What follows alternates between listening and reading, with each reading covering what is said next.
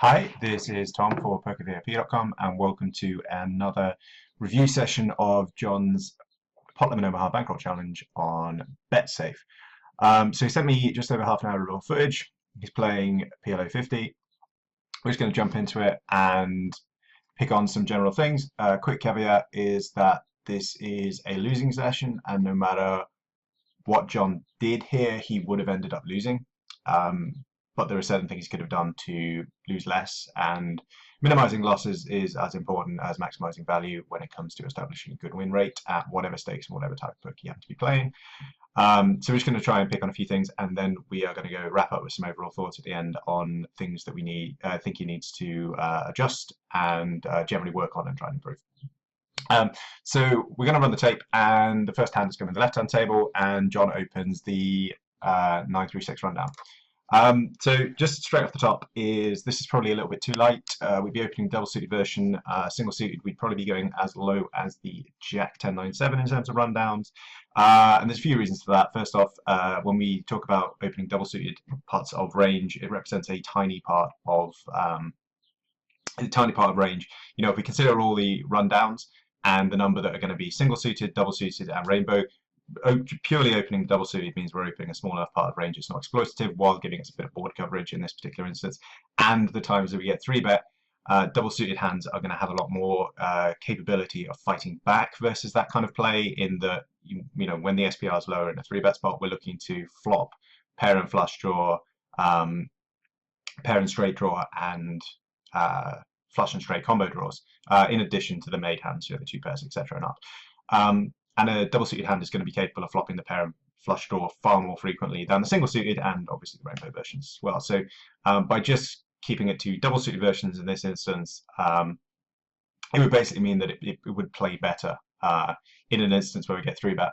And just to sort of illustrate the point, I plugged into Odds Oracle just a completely random range for 5 people. We don't know how.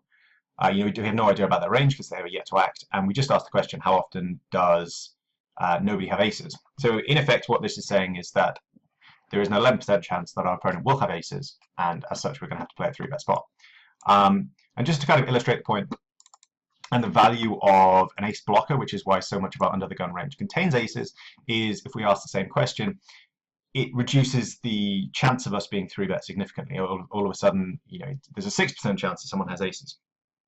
And that 5% swing is going to basically mean that there's less chance of us playing a 3-bet spot at a position having a horrible instance.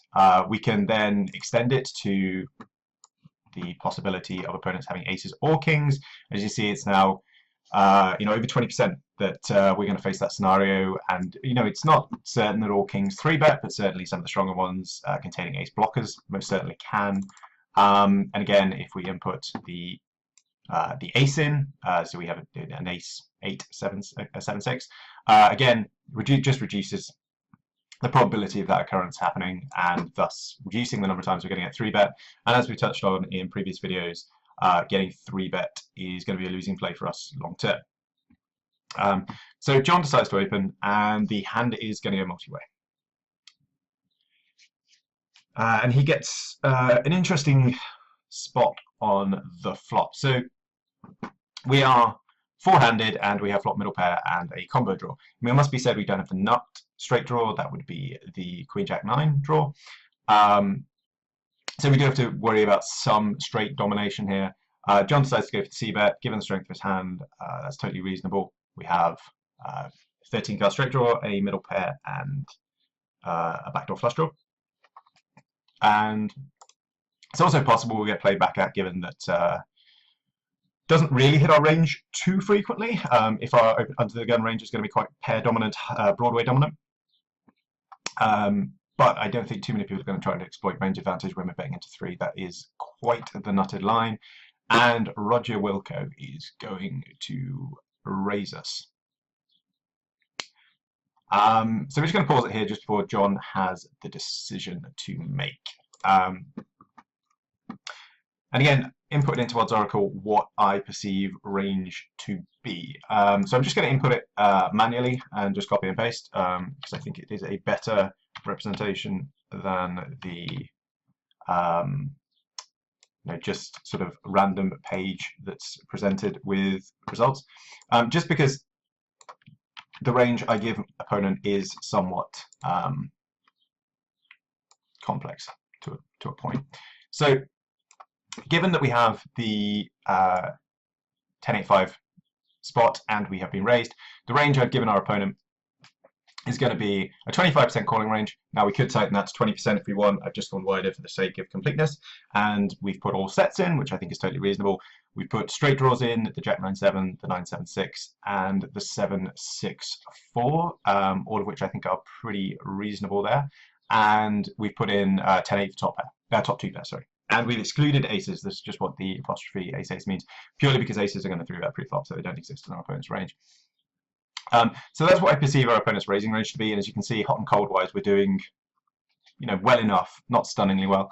And John has the decision of how does he best realise the equity that he has in the form of the 48%, and on balance, this is just a spot we get it in, and the only hand that we're devastated to see really is Queen Jack 10-9, just because it has a higher straight draw and a higher pair. But against sets, against two pairs, we're basically going to be flipping. Against the lower straight draws, if they happen to be in range, we're doing fantastically well versus. So it's basically just a coin flip spot, a spot that we didn't necessarily have to be in pre-flop if we tightened our pre-flop ranges. But once we're presented with this flop scenario, it's just a get it in spot. John decides to do that. Our opponent shows up with Queen Jack 9-7 draw and turns a stone dead, which is unfortunate result. He's played it fine on flop. As I said, perhaps shouldn't be in the pre-flop range, but it is an unfortunate result for John and not the greatest way to start the session. But yeah, stacking off there is totally reasonable. Also, the line that Villain took is 100% fine as well. It's just one of those setup spots for both players. So yeah, little unfortunate from John's point of view, but as I said, just tighten it up a little bit, play the double suited version, remove single suited and rainbow versions. Otherwise, we are widening range past the 11% that we want under the gun. So John is opening the King Queen 10-6, 4-handed game. This is an effective cutoff open and totally reasonable. Yeah, absolutely fine, absolutely standard, all good. And he is going to take the hand heads up and flops reasonable rat draw. It does also hit his range quite well. He is going to have a lot of aces, a lot of two pairs in form of the ace jack. Pretty unfortunate run out for him.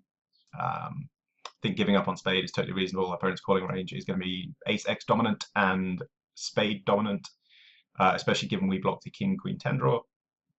So absolutely fine with him just giving up once the spade comes off. If we can get it showdown and make a straight, then that's awesome, but that does seem a little unlikely.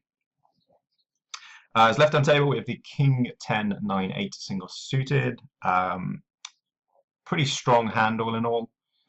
Totally fine with the defend. That's very reasonable. On flop, we have managed to flop top pair and a bottom end of a gut shot. In a blind versus blind scenario, we are, we're not thrilled with it, but it's certainly not the worst hand. We certainly have to peel one, which is absolutely fine, and the turn comes the 9.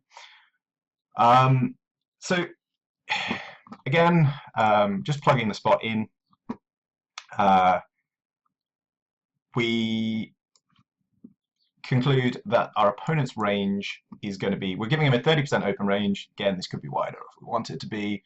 And we conclude that our opponent's range on this board is going to be the two pairs of the kings variety, the sets, given him the ace-high flush draw, the queen 10 draw, some of which will be larger than the queen 10, your 13 card draw, and the king-high flush draw, namely top pair and a king and a flush redraw, which is totally reasonable.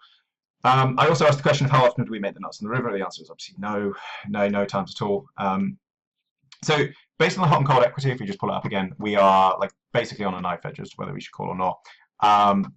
But that implies that all the money's gone in. It's basically all in equity. It implies that there's no further action. And there obviously is going to be further action here. So we have to ask the question of, if our equity is 33%, how often do we realize the equity? And so often in Omaha, we talk a lot about it in pre-flop scenarios as to, you know, flop equity distribution and whatnot, but it applies, you know, as much in post-flop scenarios as well. How much, how likely is our hand to realize the equity that it happens to have? And given our opponent has potted both flop and turn here, we're left with a scenario of, well, what cards do we want to call down on rivers? What are we looking for? You know, the obvious answer would be the king and the nine, but there's comparatively very few of those, and there will be very rare occasions where they happen to actually not be nut outs, and we have the reverse implied odds of that. If we're looking for the straight, it's obviously not a nut straight, and there is the possibility of both flushes coming in, and you know, again, the reverse implied odds involved with that. Given opponent's line, it seems more likely he has spades and clubs, but you know, double suited hands exist. You know, king X with clubs, I guess, could exist. Maybe I should have put that in range, but it wouldn't actually really alter the maths too much. So the question is, what is our plan? Are we calling on non-spades? Are we planning to call on queens? Are we going to call, you know, what would we consider a brick? You know, what is our intention on this board if we call? So, given how close the equity is versus our opponent's range, and given the fact that we know that a pot-sized line like this is going to be heavily unbalanced towards nutted hands, I'm actually okay with the turn fold, just because realizing the equity here is just going to be an absolute nightmare. You know, if we had some form of redraw, you know, even a flush draw, you know, maybe a queen 10 draw here, then I'd be okay with it as a call, although it is a bit ropey. I mean, there is the 7 from the point of view of the straight, but it's drawing to a lower straight that we can theoretically already be dead against, so it's an out, but it's certainly not an out that we're hugely excited about.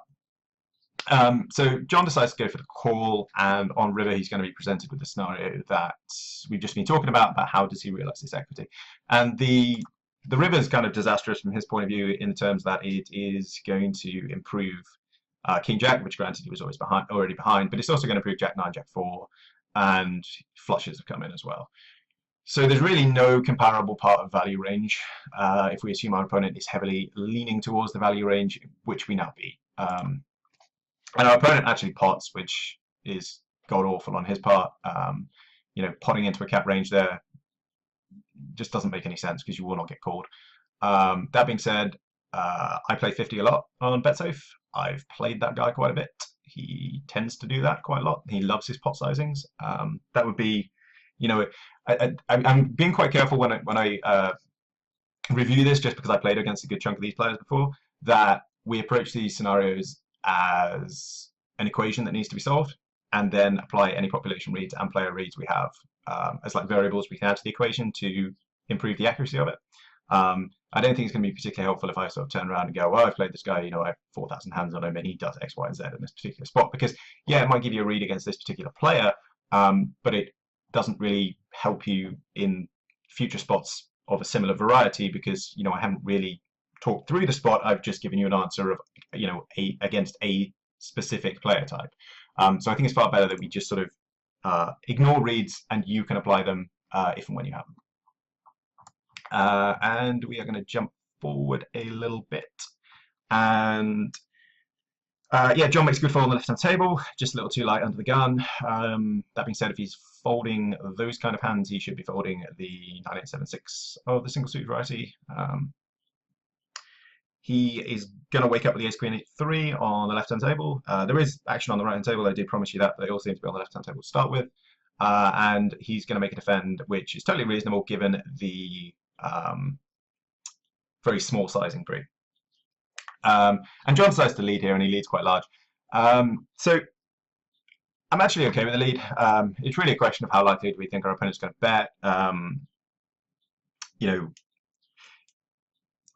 and it's questionable, really. There is something to be said for just firing off and trying to extract your value the best, you know, that way. It is an exploitative line. The way that we would balance it is by introducing the ace of spade blocker in as a lead for the purpose of bluffs. We don't have to do that too often to be particularly balanced, and that's going to, you know, get a high chunk of folds anyway, and increase our win rate. So I'm okay with the lead. I think it's perfectly reasonable. Maybe potentially size down. It's difficult to get 3 streets, but frankly, anyway you play this with the nuts, it's going to be difficult to get 3 streets, you know, on clean runouts. So yeah, I wouldn't be doing that with sort of third nut flushes, fourth nut flushes, and sort of merging ranges, they'd be quite polarized to nuts and nut blocker bluff. So that's totally fine from what we've seen there, and we're going to skip forward a little bit, and we are going to have a pair of kings appear momentarily. If I can remember which table they would be. Looks like it's going to be on the right-hand table. Indeed it is. So we have king, king, queen, deuce, which is reasonably strong hand. We like the call pre. If we had an ace blocker, we'd consider 3-betting. I know John is going to ask the question of whether we should be 3-betting this pre. I would lean towards not 3-betting this all that wide when we don't have an ace blocker. Hands that actually flop better, namely rundowns, are actually going to play better as 3-bets just because they're going to be able to contest boards against aces far more effectively than a polarized hand like kings, which when they're of the weak variety, not particularly connected with the queen and the deuce, aren't going to flop especially well. If we look at the flop equity distribution, it's quite a polarized hand, so we're absolutely fine with just calling, trying to realize the equity. That seems absolutely fine from our point of view, and we have flopped fairly impressively. So we're going to bring up some odds oracle stuff I did on this spot, and the first thing just to say is if we give our opponent a 12% open range, which is what we would consider to be somewhat GTO, questionable whether our opponent has it, but for the purpose of this we will assume they do. We see that king, queen deuce is basically a flip, which is perfectly reasonable, but our opponent is going to show up with aces just under a third of the time, which is basically going to mean that we are going to get 4-bet a third of the time and be behind those times that it occurs. Put in the same answer if we had an ace with the blocker. All of a sudden you see the equity shoots up just because we're blocking aces. We remove 10% of the ace range from our opponent's, that our opponent will be 4-betting us with if we had hypothetically 3-bet this hand. So it's just, again, it's just illustrating the value of an ace blocker. And, obviously if we, in that particular instance, we put in, the ace replacing the deuce, so we'd have the ace, king, king, queen, and, we'd have all sorts of connectivity and, good synergy going on with that hand. So it's just to illustrate that there are different types of kings, whether they be with ace blockers, Broadway types, connected types, and the disconnected types, and that they all have, strengths and weaknesses within that group. So just to think of them as purely kings would be a mistake. So let's answer the question that if we had the ace blocker, we'd be considering doing it. Even if hypothetically the ace replaced the queen, it would still be just about okay. Again, especially against a 50 big blind stack, but lacking the ace blocker, it becomes an issue. John decides to bet flop when check to with top set. Seems like a pretty standard and reasonable play. The only downside is we're blocking our own boat. Opponent's calling range is going to be quite draw dominant. Ace jack 10, jack 10 9. There are going to be some lower 2 pairs, etc. And he decides to size up, which, given the flush draw coming in, is not totally unreasonable, and decides, just wins, which is fine. So, right hand table, we're going to have the 9-8-6-4 from an under the gun, +1 effective, given that it's 5-handed. Far too wide. That's just the first thing to say. It's not a purely connected hand. Again, I inputted. With 4 people trapped behind, how often does our opponent have aces, kings, or ace king with a couple of broadways, ace queen with a couple of broadways? And yeah, we see that 25% of the time our opponent's basically going to have towards the nut part of his range, and as such can put us in a lot of trouble. Again, we're going to go a bit tighter and just say, okay, how often do they have just aces or kings? Still 22.5%. Quite likely we're getting 3-bet by most, if not all, of that range. If we ask how often does our opponent have aces, close to 12%. So again, not having the ace blocker here really hurts the hand. The hand is not particularly strong. The hand doesn't have great connectivity. The suitedness isn't really worth anything, giving it 6 high, and we don't have the high card to go with it. So if you think of the 3 tenets pre-flop of connectivity, suitedness, and high cards, we have moderate connectivity, poor suitedness, and no high card status. So we're not really ticking many of the boxes. The boxes we're ticking, we're sort of semi-ticking slightly. Yes, we technically have suitedness, but it's not going to be worth anything. We can't extract value from it. We have some connectivity, but again, it's a bit gappy, and we certainly don't have the high card. That would be the one that we would not even consider ticking. It's going to get 3-bet. When it gets 3-bet, it's going to play particularly poorly. You know, the percentage of the time they get 3-bet, which is going to be increased because we don't have an ace high blocker or even a king high blocker. You know, it doesn't have phenomenal flop extra distribution, certainly not the type that we're talking about when we're talking about very connected, nice rundowns. We do get 3-bet. John elects to fold. Yeah, that's absolutely fine. Folding, but it just shouldn't be open in the first place. Jack 10 8 7. Again, we opened the piece with the 9 8 7 6. And we're talking about how expanding ranges to single suited is going to create problems because our range becomes too wide. Well, if we expand it to rainbow, that really does start accentuating the problem massively. So I kind of went through what I would actually open as a rainbow hand under the gun, just to kind of sort of work it out and put it in context. So I'd be opening aces, I'd be opening kings and queens with the ace blocker, and hands like king, king, queen 10, and like king, king, queen, queen 10, that kind of stuff. Basically, aces, kings, and queens that are really good and connected. I mean, pretty much all aces, but kings and queens that are very good and connected. You know, even something like if you just saw king, king, queen, deuce single suited, if we had that rainbow under the gun, I would be folding just because it doesn't play particularly well. And when we're playing under the gun, we want hands that play particularly well multi-way, and the hands that are going to play particularly well multi-way are going to be connected. They're going to have suitedness, preferably double suitedness, and they're going to have high card status. This doesn't have the high card status, it does have connectivity, although the gap's in the middle. We prefer the gap to be at the bottom if we're being hyper picky, and it has no suitedness. So it's just not going to be able to contest well enough at the times we get 3-bet, and as we touched on without the ace blocker, we are more likely to get 3-bet. So it's just a bit, it's just not an especially strong hand, and is going to create all sorts of issues for us. And I've skipped forward slightly. We're going to take the flop, and then I'll bring that up as to how well we're doing. So yeah, we're looking for real premium stuff here. So this would be like this would be an open and a cutoff, and nothing more. This particular type of hand. And John decides to bet when he flops the 8 and gets called, which is pretty reasonable. I'm just going to input what we consider to be a range that would continue. So we have 8s, you know, it's 20% range. That's obviously almost certainly going to raise us, not always, but likely to. He's going to have kings, 3 10s. I could even input 9s there if I wanted to. And he's going to have the low straight draws. He's not going to have a phenomenal number of them, given it should be a reasonably tight calling range given we've opened UCG, but it's just to illustrate that comparatively we're doing fairly poorly versus what would be a balanced calling range here, and the fact that we're going to have to improve to a 2-pair type hand to really be able to contest. Excuse me. So the turn's a king, and we check, and our opponent is going to check back. And the ace comes off and presents us with an interesting scenario.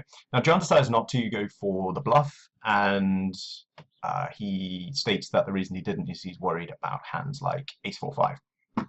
Well, if we bring up what we now consider our opponent's range to be on turn, so we've removed the 8s. You know, there's no way they check back, and we've also removed the kings for very similar reasons.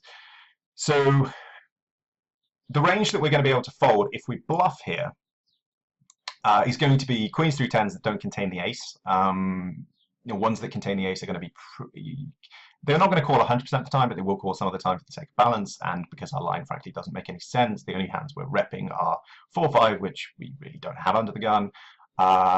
Ace 8, I guess, is theoretically plausible. Ace king that we decided not to bet turn with, which doesn't seem super likely, and aces, which if our opponent has an ace, they are blocking. So it's a really tight range that we'd be bluffing out. So we're basically getting folds off queens through 10s that don't contain the ace kicker, and the aforementioned ace 4-5 and 4-5-6 have just made the nuts. So against such a range, basically we're going to be folding out less than we are going to get called or potentially raised by. So I'm totally fine with just shutting down here. As I said, this wouldn't be a spot I would be involved in given the pre-flop scenarios presented, but we're in this spot. It's a spot we found ourselves in, and I don't imagine ace queen is going to be folding that river. And yeah, it's totally reasonable line from our opponent. You know, he takes showdown, that's absolutely fine. And yeah, John asked the question that the low connectors hit there, but it's not just that. It's also the the ace-8 and the pairs that have an ace blocker within them that will call down a decent chunk of the time.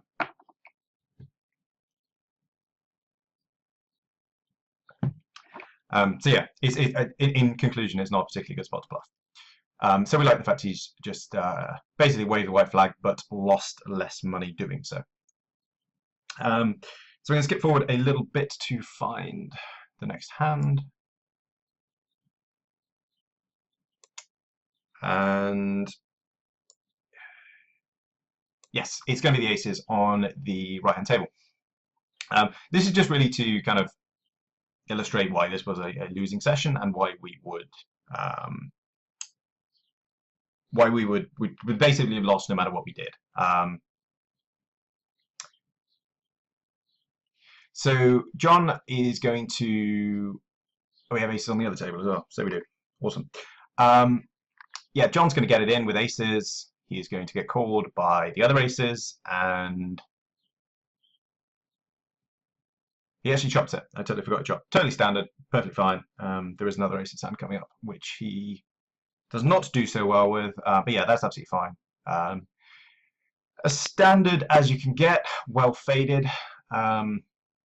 Left-hand table, John has opened aces and continues in the spot where he has decent chunk of kings, decent chunk of nut flushes, decent number of overpairs, and with the nut spade blocker, he turns queen, and he is going to continue when he turns a nut flush draw.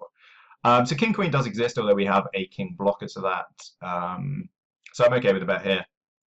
There's comparatively very few two pairs in our opponent's range, other than the king queen, given he has merely called flop. We want to extract value from weaker flush draws of the diamond variety. We can apply pressure / extract value of the spade draws, which we contain the blocker to, so could potentially bluff river if that scenario happens to appear. And we can also extract value off 10, 8, 9, and the odd chance that a 4, 5, 7 type hand exists as well. So all in all, we're fine with this. If we get raised, we might have to consider folding, given SPR. Although it's given what the stack size is, we are more than likely going to have to call, in fact. But in effect, we're not getting jammed on in a scenario where we're ahead, but we're doing okay there.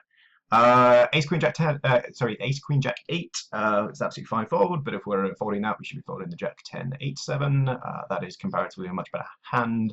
Has the ace blockers, is less likely to get 3-bet. So if we're folding that, we should be folding the worst hands in range as well. So this is what I mean. I've touched on it in previous videos that John does some stuff that's, a little weird in terms of his range not being particularly linear at times, and this hand kind of illustrates that, given that he made it. What is a good fold there, but he's opening weaker hands in the same scenario. We get opened in middling position, and we have the aces, the queens with the ace blocker. I assume John was waving around as to whether he should be 3-betting or not. Either's fine with the ace blocker. The only sort of downside is at the times you get 4-bet, you do have to release, but given stack size, if we 3-bet, we do apply quite a bit of SPR pressure to our opponent, and will be playing with a stronger range, barring the times he happens to have called with kings. So either's fine. If you're going to take this line, then playing it as a bluff catcher is totally reasonable. John rivers the absolute nizzies on the river. That being said, I'm not an especially big fan of the lead on the river. Our opponent is basically repping, well, he has air, he has sevens, and he has flushes. The sevens might potentially check back, so you might lose some value from that, although I doubt if they're going to check back, they're going to be calling particularly large bets. The flushes are going to bet anyway, so you can extract value from them because they're going to value in themselves. And the air is obviously going to fold here, given how much air our opponent is likely to have, given the check line on flop, which removes a good chunk of flushes from range. I think the best way to try and get value is by basically giving our opponent some rope and allowing him to basically hang himself. The range he's repping is not particularly consistent. He's going to show up with more air, I think, than value hands. So just allow him to do that. And the times that we happen to have got super lucky against Jack's full, which he's bizarrely checked for reasons known only to themselves, we're going to get the value anyway. So yeah, all in all, I think this is absolutely fine to play it as a check raise. And although that's greedy, frankly, we can't, we're not getting raised by flushes, etc. on river anyway, so it's the only way we can get more money in the pot and hope to get a frustration call, and we extract value from the air that is continuing. So yeah, just a small thing, but I think reasonable. We have two hands ongoing on the left and right hand table. The right hand table is just a sick spot. Basically, we play it fine. We'll just see how it runs out, but there is absolutely nothing we could do or would wish to do differently. Left-hand table is slightly different, however, with the King 10 4-4. So we've been advocating calling some of these hands from the big blind. Small blind is very different given we're not closing action, and we will be out of position to the big blind as well. In short, the more people in the pot, the less inclined we should be to play lower pairs, as in these kind of instances. We do happen to have a decent flush draw, but yeah, we basically want to be closing action with these kind of hands. This would be in a 40% range against like in a big blind spot, but when we talk about multi-way, we're sort of talking about it being two people. Three and more, we'd be folding this. Basically, the more people in the pot, the tighter we want to be with the calling range, even though we are closing action and getting a greatly reduced price and pretty good odds to call. It's just going to increase the chances that we have set over set scenarios, which are going to cost us a lot of money. And when we call, it really incentivizes the big blind to call, so we can assume it's going to go four-handed with a decent frequency. So it does go four-handed, and we get pretty much the best spot we can imagine. It's going to get checked round. Can understand John's reasons for checking. He assumes someone's going to take a shot at it, which seems fairly reasonable to assume. And the turn is the ace. So the ace is obviously a bad card for us. Our opponent can have ace 10. Our opponent can have aces. Does complete the queen jack, which we can extract value from. And but there is going to be a decent chunk of aces in the opponent's range that they could check. They would bet it heads up. They might even bet it three-handed. They will not bet it four-handed. They will just try and check it through. And ace 10, it's not that likely someone checks 10, but it is possible. John elects to check. I actually favor leading here, and there's a reason for it. If we lead, we are extracting value off queen jack, but we're also charging our own price and protecting ourselves versus the times that our opponent has aces and has kings, which significantly less likely considering we block it. Basically, we can bet for value. And apologies for the phone call. Real world problems of recording a long video. Just to get back on that train of thought, the reason for leading is we extract value from queen jack, which can potentially check and maybe only go for one street value, while protecting ourselves against the occasions that our opponent has aces or kings, although there is only one combo of kings, just by the fact that we can bet, and the moment we get raised, we can polarize his range to the absolute nuts and thus fold. So we're going to continue the tape, and the original raiser is going to lead on the ace. And if we're going to check calling is infinitely better than the alternatives. A flush gets in as well, and John is going to check, and our opponent is going to bet somewhat on the large side. Yeah, he's going to bet 10 euros, and we're faced with a decision. So the way the hand's played, we've effectively kind of capped range somewhat by playing a check call line. So it's really a question of whether we think our opponent is capable of firing flushes here and firing straights. If we think he is, then we have to call. If we think our opponent is polarized to full houses, well, of the full houses possible, we have the weakest one, really. Assuming 10-5 doesn't really exist, which it shouldn't do. So the full houses we're against are the same one we have: ace 10, aces, and kings. So this is a call, although potentially a fold against a tighter player if we think he's unbalanced here, which he could be for sure. It's not necessarily a spot where opponents can be balanced, and certainly at lower stakes I would assume they are, or would say they're not balanced in the slightest and going to be varying towards value. When you move up in stakes, people start value betting thinner. They're going to value bet some flushes, value bet some maybe not some straights here potentially, but potentially flushes. the presence of the diamond does mean that Queen Jack is less likely to be value betting here.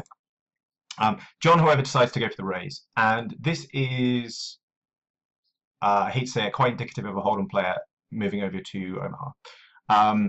So, you know, in Hold'em, it's very difficult to make a big hand like this. As such, you want to extract value from it, and I can totally understand that mindset.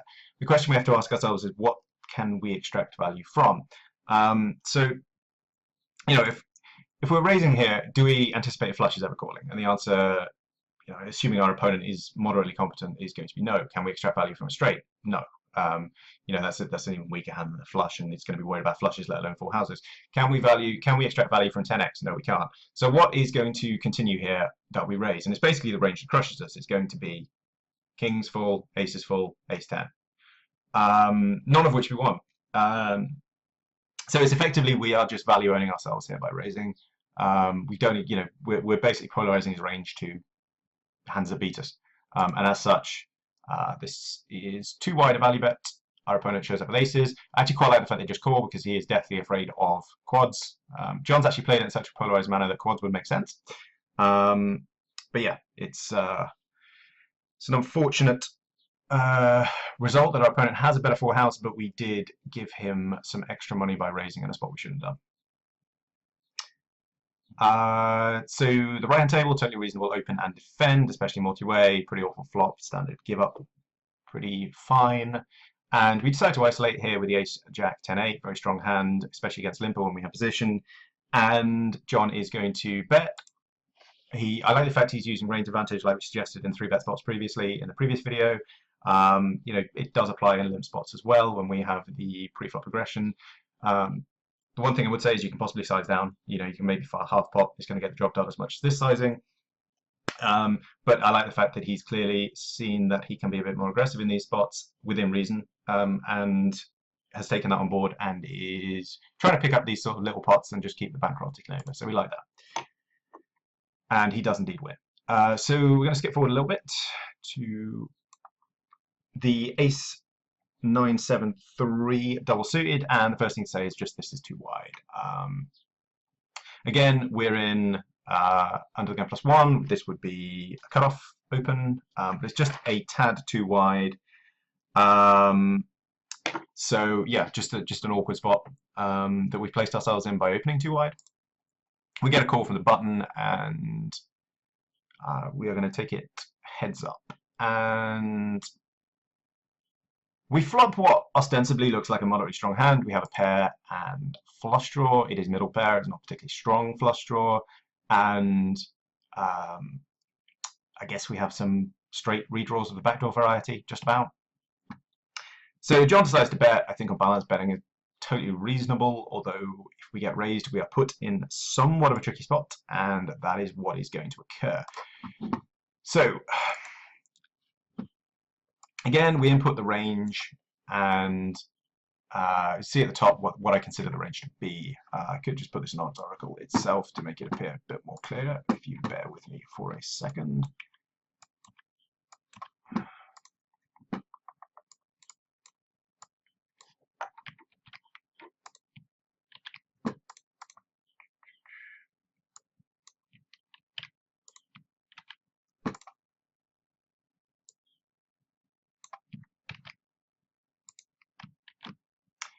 And there we go.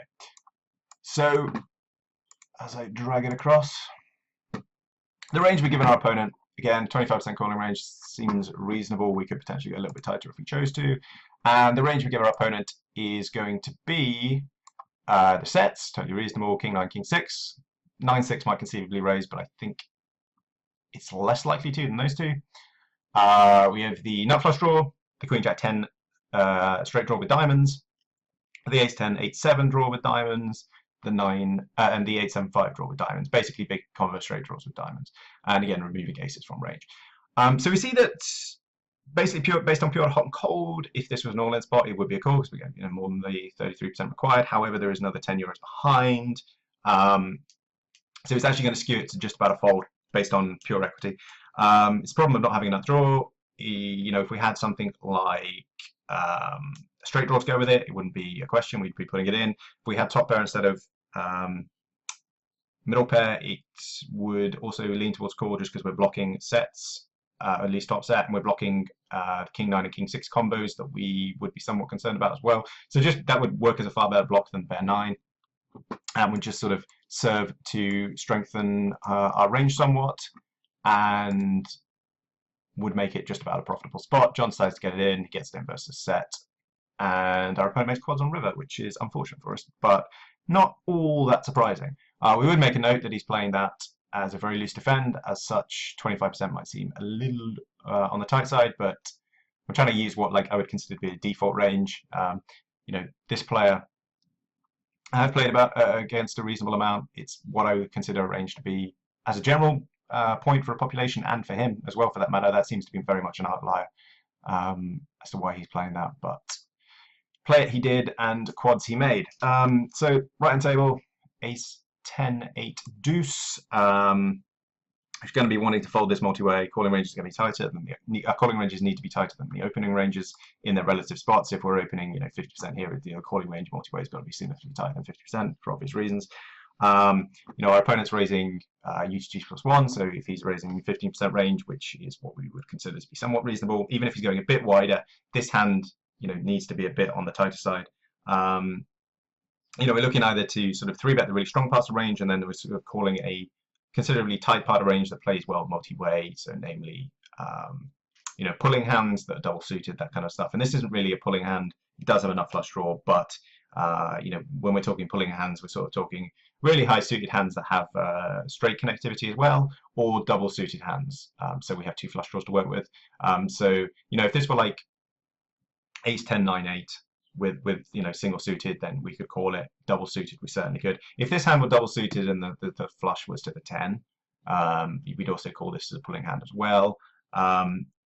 But this hand is just a tad too weak, so we would be folding this pre. John does decide to call button. Instead, it's a minor point. It's not disastrous, and he flops a weakish straight draw. It's probably the kindest thing to say, and a backdoor flush draw. On the left-hand table, we like the defend. It's perfectly reasonable, especially given that under the gun opponent seems to be opening min every time, which is great. Going to greatly incentivize us to call. Getting checked through. We turn the 7-8 straight draw. Given Amit's has checked twice, we can basically assume he's given up, and our opponent, once they check on this board, really the only thing that he's going to be continuing with is going to be diamonds. Queen X should have fired flop, so it's really turn diamonds we can concerned about, and we can fire off on non-diamond rivers and take him off that anyway. So I like the fact that John's been aggressive in these instances and should have just bet to pick up when he can conceivably have the strongest range given the check from Amit's, and just the way this board does not connect with the under the gun range at all. So with a weak straight draw, John's going to bet. Not a fan of it. Think it's too wide. We have straight domination. It's also quite conceivable that Simsura can have a reasonably strong range given that they have checked. John gets it through, but in general that's not going to work too frequently. Going to skip forward another minute or so, and we get the ace ace jack 6.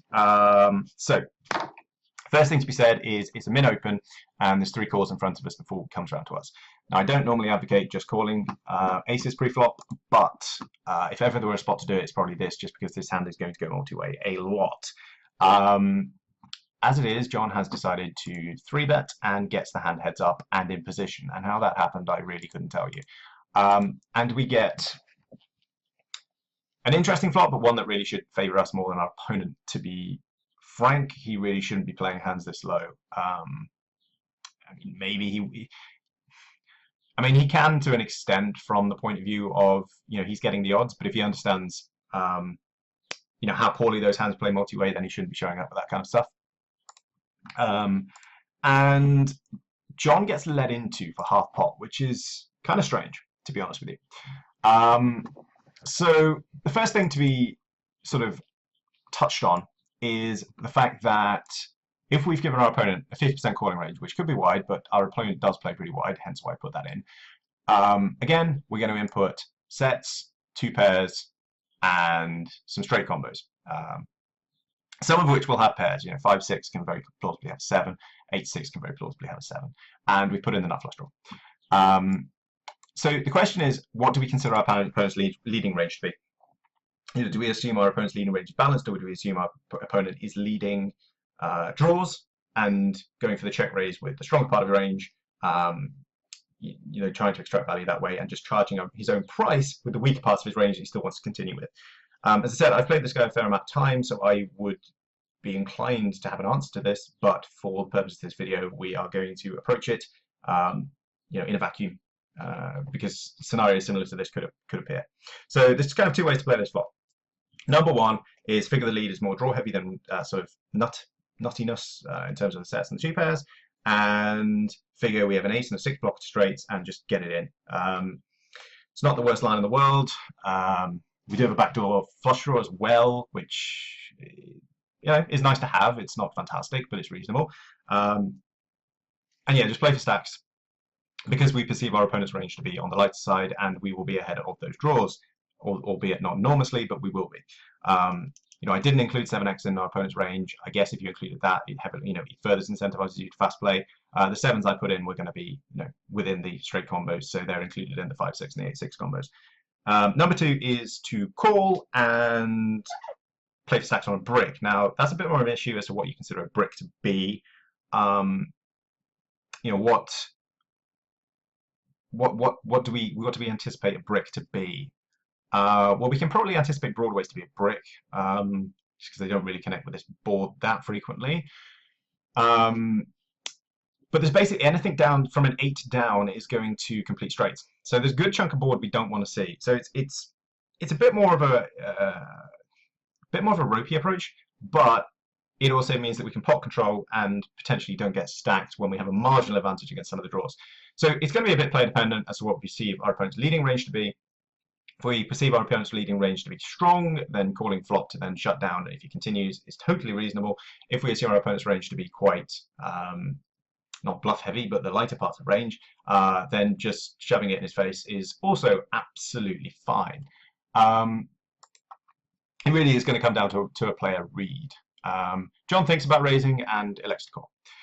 So the 5 of spades rolls off, and that is, it looks like a good card for us in terms of we make a flush draw. The backdoor flush draw is coming in, but it really heavily connects with our opponent's, our opponent's range that we gave him on the flop. So again, input what the 5 does for his range, and as we see, it basically crushes it. Gives him a huge range advantage. So many of these hands are now going to, have made straights, made 2 pairs, etc. It's a phenomenal card for him, and it's really not going to help us all that much. Again, if I give him a bit of a wider range, it's still going to connect with him pretty damn well. It's basically it's arguably one of the worst cards we could have seen, really. Put in what basically how often our opponent has 2 pair on flop is going to be about 38% of the time, given the range we give him, and how often does our opponent have at least 2 pair on the turn. That jump of around 50% is just illustrative of how enormously helpful that card is to his range versus ours. So with limited ways to improve, this is looking like a fold, but a pretty damn frustrating one given what the SPR is and the implied value of us hitting a flush. So we're praying for a check here, and we do not get it. Our opponent has sized up quite large, and John is faced with a decision. So, again, if we assume that the range calculations I've done are somewhat correct, we have about 28% equity. If we give them a really wide range, it's about 35 and just about a call. If we take the median of them, then we're below the 33% required. We also have the question of how do we realize that equity. Okay, fair enough. If we hit the spade, we're good. But can we hit the ace? What 2 pairs what 2 pairs are likely on our opponent's range, and what cards will counterfeit them? We don't really know. If a flush card comes off that completes a full house and our opponent still bets, what do we do? Given SPR, we have to stack off, but we're not happy about it. How do diamonds affect us here? So the implied equity of the draw, if we call here, we're going to have about 15 euros back. Not ideal by any sense. So yeah, a really frustrating spot, but one I would be folding if we're not going to fast play flop.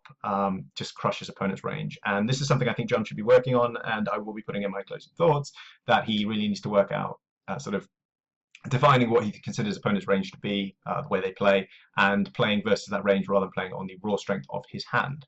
As it is, he goes for the call,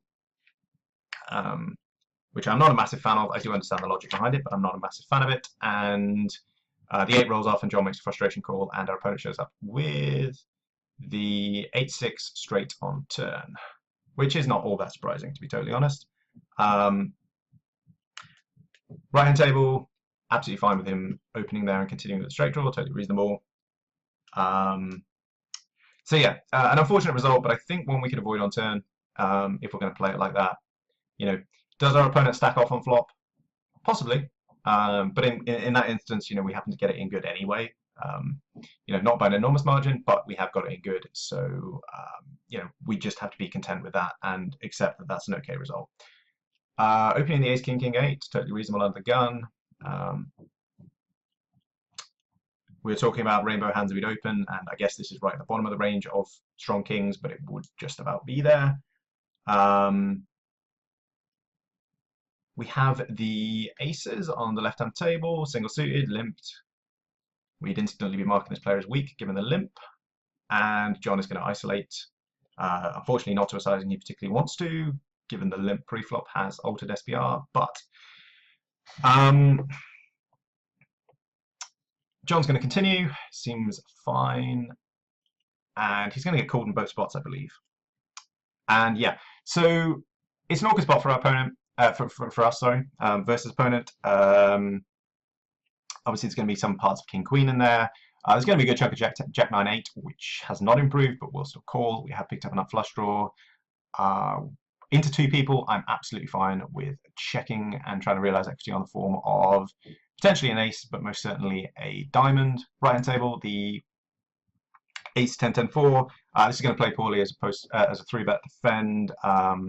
You know, especially when we're out of position, purely because it is going to, as we put it in the odds oracle, it's basically just a really polarized hand. If we give someone an 8% 3-bet range, which again, totally reasonable range to give somebody, yeah, basically flop equity distribution is not fantastic. It's quite polarized. It drops off quite quickly, and you know, in fact, we have a pair and, you know, an ace which doesn't have a stunningly good kicker. His 3-bet range is going to be quite ace dominant or big Broadway dominant, which is going to mean that if we hit the ace, we're lucky against a set or an ace with a better kicker.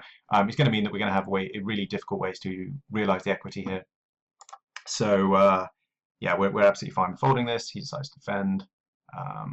Left-hand table, totally fine fold once that run out has occurred. And this has somehow got in. Stacking clearly didn't believe, given he had an ace blocker. That is the downside to calling 3-bets as well. Hypothetically, this could occur, but very unlikely. But yeah, just to illustrate how strong the ranges are versus ours there. So a couple more hands before we're going to skip it forward a couple of minutes. And then just sort of wrap up. There's only a couple more hands that we need to touch on, and then sort of closing thoughts. The majority of the hands were quite early in the piece. So although there is a good 12 minutes of raw footage going on, it's not going to take as long as the previous parts of the video. Which is just as well, because I realise this video is going quite long. So yes, this is one of them. Before we skip forward, the ace 10 7 7, get raised under the gun, and we are going to call. We've touched on this before, is why we wouldn't be calling this stuff. Too wide. We have players to back behind. The set doesn't have a particularly good value. It is double suited. That's pretty much the only thing going for it. We're not connected, and we don't really have high cast days either. Opponent pots, again, pretty conducive with what he's been doing in general, and we decide to call with 7s. Again, this is kind of like a hold'em play. You know, in hold'em, calling here, although not fantastic, would be somewhat reasonable against certain types of players. In Omaha, it's just not going to work. You know, our opponent has significant range advantage here. He's going to have all the overpairs. You know, so even if we had like a hand as strong as queens, he can apply pressure and just barrel turn and put us in horrible spots. We do have 2 backdoor flush draws, but given our opponent's potting and altering SPR dramatically, that's going to be quite difficult for us to realise. And you know, even our opponent's balanced here, and it's going to have the high broadways that just barrel off because he can have the aces and the kings and queens. He's going to fire turn here on this kind of run out and, you know, really make life fairly difficult for us. You know, that if we had a 9, we'd be more of a fan of calling just because we have more ways to improve. The 7s are quite polarized. You know, if we hit the ace and our opponent continues, how much do we trust our opponent doesn't have a better ace with kicker or indeed a set? If we hit the 10 is probably the best card just because we have so many sort of 10-9 type hands, which might slow our opponent down, but we have to then turn the hand into a bluff, and we hardly ever hit 7. So just far too wide. Not something we should be doing. I would question what plan we have later in the piece. What are we planning to do on turn if we're calling? You know, again, I'm sure I've mentioned this in previous videos. Some of the best advice I ever got given was, you know, halfway through a hand, if someone hit the pause button, are you playing the hand for value or are you playing the hand as a bluff? I assume this is as a bluff, but it's just not going to work particularly well. So, you know, I would question whether John's playing this for value or as a bluff. Either way, I don't see it working all that frequently. And the 3 is just going to crush our opponent's range. Not in terms of him having a 3, but just strengthening all his overpairs. You know, his 2 pairs counterfeited 9 deuce. If we really weirdly have that, basically, it's not going to improve our range in any noticeable way. As such, he can just continue on it. We have picked up a flush draw. It is paired board. Yeah, it's just not a good spot. John does finally fold, but he folds a street too late. So we're gonna skip forward a little bit and go forward to the aces. John decides 3-bet, totally fine with that. Amitz is playing very wide, and John decides to size in the spot where he's going to have a good amount of King X and overs. Only real problem is if we get raised, you know, our opponent can have some weird 2 pairs or like 9-8-7 draws. But absolutely fine spot to continue, and we just pick up, which is all good for us. Jack 9-7, double suited, fine raise. We much prefer this to the sort of Jack 10-8-7 rainbow stuff he's been raising, although this is under gun +1 versus under the gun, but still, this hand's just going to be able to defend far better. Flopping the tops of sets is always a good start to things. Quite a number of draws though, so I can understand why he sizes up. Unfortunately, does not get any value off it. So there's one more hand before we can skip forward a little bit. And I can't truthfully remember which table it is on, but it is quite the head scratcher.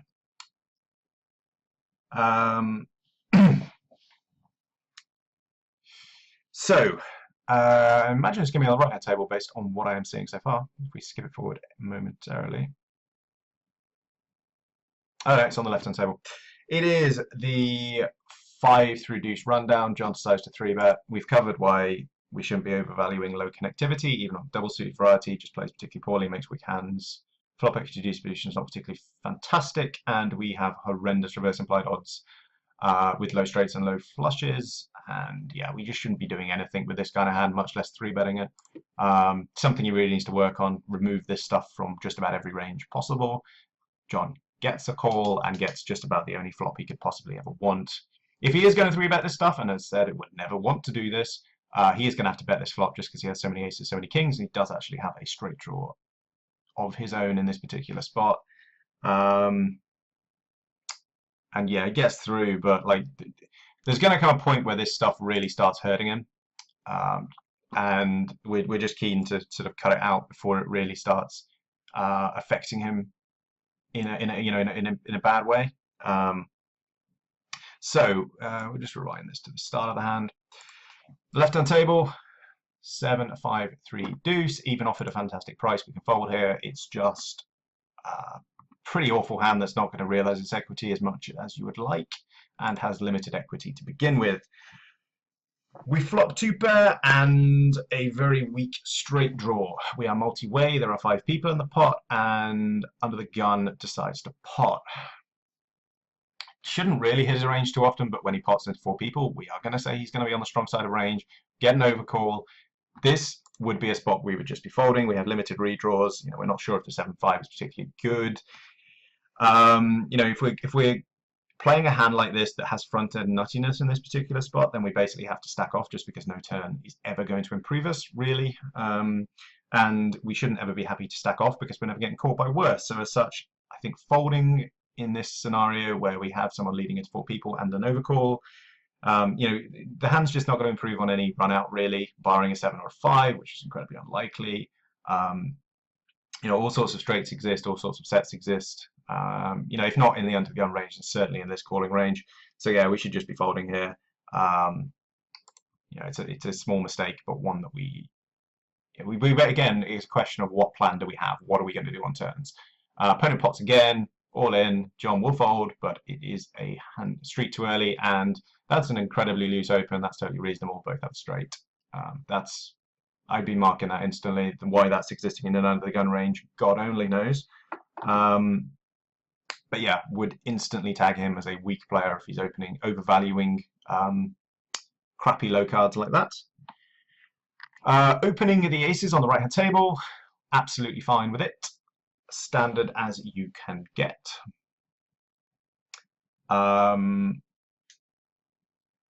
So John elects to 5 and 2 people. It's certainly a light bet. Not terrible. We do have to shut down a number of turn cards which complete straights. There is something to be said for checking and trying to realize equity, but you know, how do we do that when we don't really improve? It's a kind of an annoying spot. When it goes call, John basically turns the absolute best card of his dreams and sizes up, which I guess given straight draws makes some sense, although it would go a bit smaller than this. It's kind of screaming strength the way he's played it, but you know, he wins the pot, which is, I guess, at the end of the day, a good thing. But yeah, it's a light C bet, and certainly when we're caught in 2 spots where we really should shut down on just about anything that isn't an ace, as it is, he does turn the 2 outer. Given how some of the spots he's run into, I guess the poor man is due some luck. But yeah, we're really looking to bet. We're going for value. We're betting flop, but we're quite happy to see folds. Is, I guess, the crux of things. Queens on the right table, just about okay to isolate. Not stunning, but not terrible. If we get re-raised, we have to fold, given the polarized nature of the hand and how poorly it will realize its equity versus a 3-bet range. As it is, John has flopped an open-ender with overpair and 10 blocker. Perfectly fine continuation bet, especially on rainbow board. He doesn't really have to worry about too many flush draws, etc. You know, he's basically worried about straight equity. From his point of view, a pretty bad turn, given that Jack 8 gets there, quite a few 2 pairs get there. He could theoretically rep it, given he has a Jack blocker, but you know, he's only got one of those. We'd be far more of a fan of the line he's taken, just checking and trying to realize equity. 9 is unfortunate. And opponent pots, and there's just no way we should be calling this. Such a polarized bet, and we've seen our opponent pot with the not part of range with a fairly high frequency. So one last hand cover before we go over overall thoughts, and there is a little bit of comedy from John at the end when he realizes how well the session has gone. We'll just skip forward to find it. And it is the Queen 10 7-6. So I'm all for isolating weak players, but this is going to be too weak of a hand. The gaps are at the top. It's not going to play especially well, and we flop fairly poorly with just the middle pair. Going to check it round, which we are a fan of at this point. We turn an open-ender, but the flush has completed. And John, I would be checking for showdown at this point, which John does. And the ace of clubs rolls off. Now, I don't know if this was a play because he was slightly tilted or, you know, the reasoning for it. Basically, John decides to go for the block bluff. So as a general concept, I'm fine with the block and bluff in its place, and this is not its place. We need, if ever we're bluffing in any form of poker, we need a consistent story as to how we have the hand that we're repping. How plausible is it that we have checked second nuts on turn into 2 people who have checked both flop and turn? It seems impossible. We wouldn't do it. We'd be trying to extract value from the hand. You know, we could even conceivably have bet the queen high flush on queen high flush draw on flop, given that most of the queens would contain some form of king with a pair or Jack 10 with a straight draw, that kind of stuff. It would generally have enough synergy that it would have some additional draw or pair to go with it. But if it was checking turn, it would be a very tight check. It would never check. Sorry, if it was checking flop, it would be a very tight check. It would never check turn. So to randomly just pot it on river, it basically looks exactly like what it is, which is a blocker bluff that makes no sense because the previous story isn't consistent with what we're telling on the river. So blocker bluffs in general, I'm absolutely fine with, but they do have to make sense. This doesn't make sense. And he's optimistic and gets snap called by a 9-high flush, which, to be honest, is totally reasonable from our opponent. Yeah, I mean, the line makes no sense, so there's no real reason for him to believe it. Yeah, pretty much as is. So I'll just leave John to type this in the chat, and then we'll go over overall thoughts, just because this is quite comic. It did make me laugh when I saw it. So, yeah.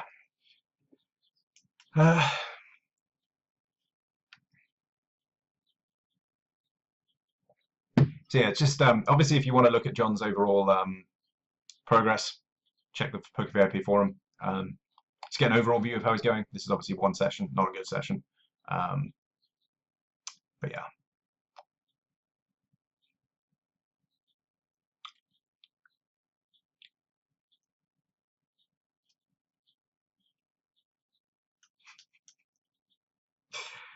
Anyway, right.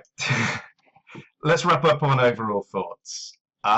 So first thing, and I'm going to keep on saying this, and it bears repeating until it's finally,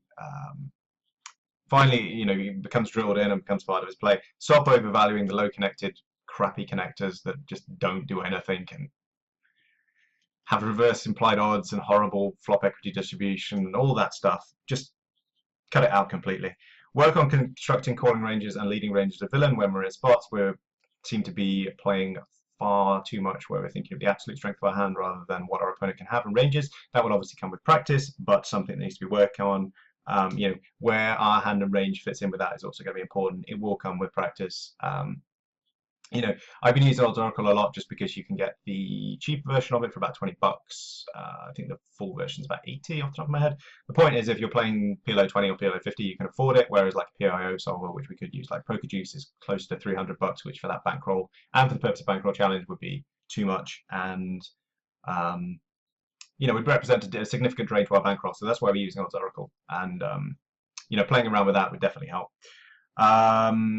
Yeah, work on folding marginal spots a couple of streets earlier, like the 7-5 hand we just saw, the King 9 hand earlier on, where we're getting potted into.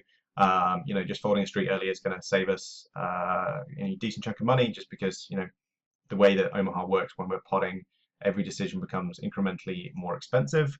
Cold calling ranges need to be tighter. The Ace-10 8 deuce springs to mind instantly. Overvaluing rainbow stuff under the gun, as we touched on what we would be playing that's rainbow, and it's pretty strong and not much else. Value of ace blocker and king blocker when opening in early position, and how that affects the percentage of times we're going to be 3-bet is very important, and also further illustrates why we should not be playing low rainbow connectors and low single suited connectors. And as we said, double suited connectors are going to represent a far smaller part of range than the single suited and rainbow variants, and as such is far more difficult for us to be exploited. And the problems of calling 3-bets out of position or even in position with pairs, just because the flop equity distribution is pretty poor on them and it's difficult for us to realize our equity. So yeah, those are things I think he should work on. There is definitely signs of improvement given the first video I saw in the Betfair series, so that's encouraging. Still some things he needs to tackle. Said anyone would have lost in this session, but they certainly could have lost less.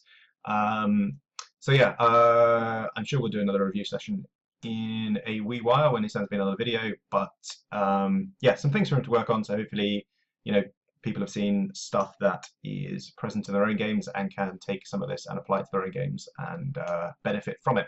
So that being said, I've been Tom for PokerVIP, and I will see you for the next video.